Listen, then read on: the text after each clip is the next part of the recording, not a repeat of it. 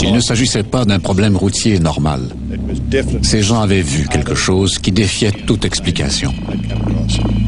Ils étaient terrorisés. Qu'est-ce qui a pu effrayer ainsi une famille qui roulait paisiblement sur la longue route de la plaine du Nullarbor? Personne ne peut en être certain, même pas les Knowles eux-mêmes. Comment décrire l'expérience? Ce n'était pas la réalité, c'était comme un rêve, mais un rêve réel.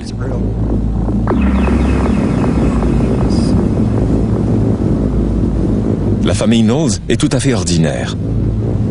Il y avait Fay et ses fils Patrick, Sean et Wayne.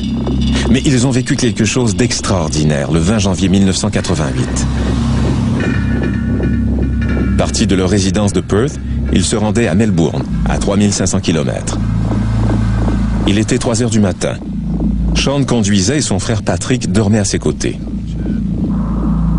Le désert était frais et clair lorsqu'ils ont atteint Madura Pass, au milieu de la plaine du Nullarbor.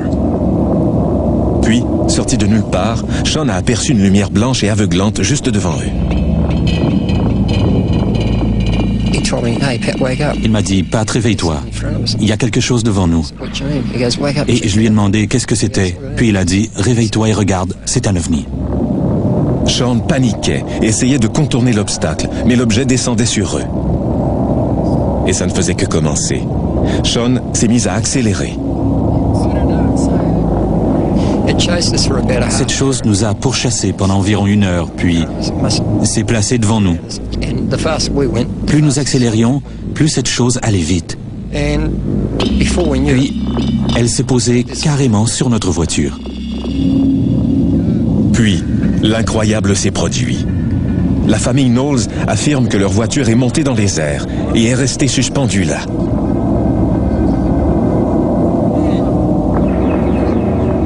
Sean avait perdu conscience. Les autres étaient hystériques. Ma mère pleurait et criait « Je vais mourir, nous allons tous mourir ». Et j'ai pensé qu'elle avait probablement raison. Je me suis dit « Pourquoi nous? Pour l'amour du ciel, pourquoi nous ?» Puis je me rappelle que la voiture est tombée brusquement sur le sol. Au moment où la voiture tombait au sol, Sean reprenait conscience. Terrorisée, la famille est sortie de la voiture et s'est cachée dans un buisson. Après un certain temps, l'objet s'est lentement tourné et est reparti.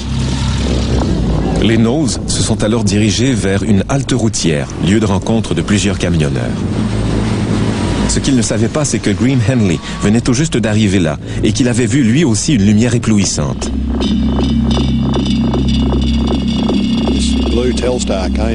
Cette voiture bleue roulait à toute allure.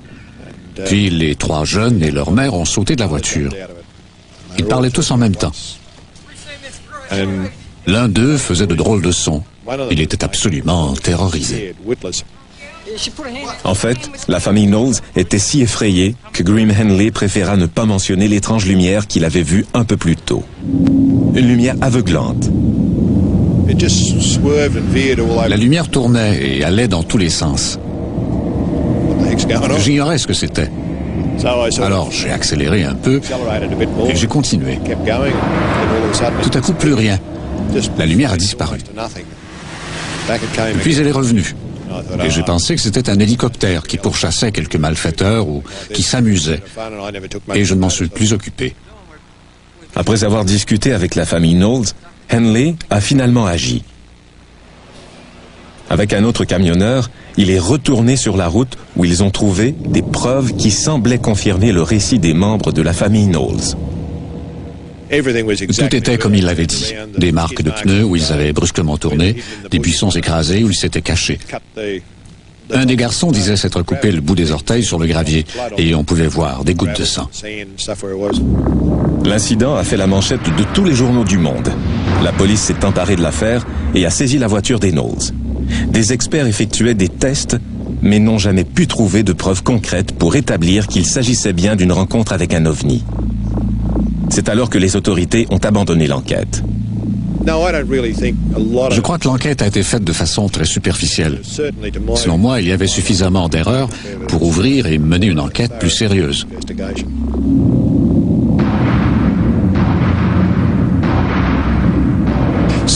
Il est indéniable que quelque chose est arrivé à la famille Knowles cette nuit-là. Keith Basterfield est un chercheur indépendant en matière d'OVNI et instinctivement, il a décidé d'enquêter sur l'expérience de la famille Knowles. Son rapport exhaustif n'est pas concluant. La façon dont tous les facteurs externes sont entrés en contact avec la famille Knowles a probablement ruiné toutes nos chances d'en savoir plus à cause des éléments secondaires entourant l'affaire. Les médias désiraient une histoire sensationnelle le plus rapidement possible, ce qui est correct, c'est leur travail. Puis la police s'est vite désintéressée parce qu'il s'agissait d'un ovni, et les experts n'avaient pas eu le temps d'effectuer de tests concluants.